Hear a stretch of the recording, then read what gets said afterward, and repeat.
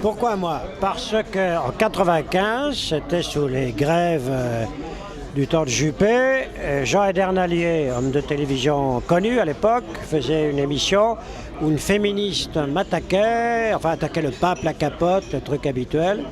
Et je la regardais d'un air consterné en disant « Bon, vous en êtes encore là ». Et Jacques Vergès s'est levé comme un sbire et a défendu le pape. Alors je suis allé le voir après, je lui ai dit, mon cher maître, je vous prenais pour un cobra venimeux, mais vous défendez le pape. Il me dit, ah, vous aviez des préjugés? Et là-dessus, il m'a dit, nous avons des amis communs. Et puis, depuis 1995, nous avons toujours un lien constant d'amitié.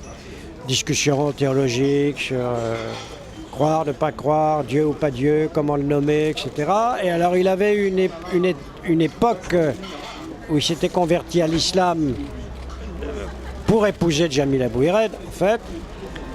Bon, et c'était une époque dépassée, on va dire. Et donc il était en recherche, et la personne du Christ, comme je l'ai dit dans l'homélie tout à l'heure, le fascinait beaucoup parce que c'était pour lui le symbole de la victime.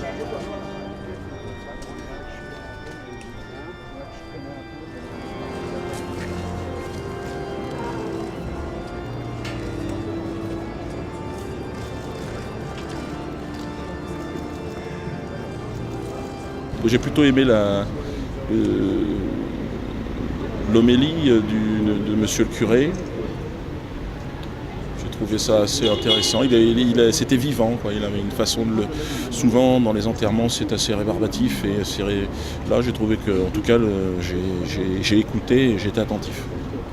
C'est vrai qu'il a connu des gens peu fréquentables, mais il n'a pas côtoyé George Bush ni Nicolas Sarkozy.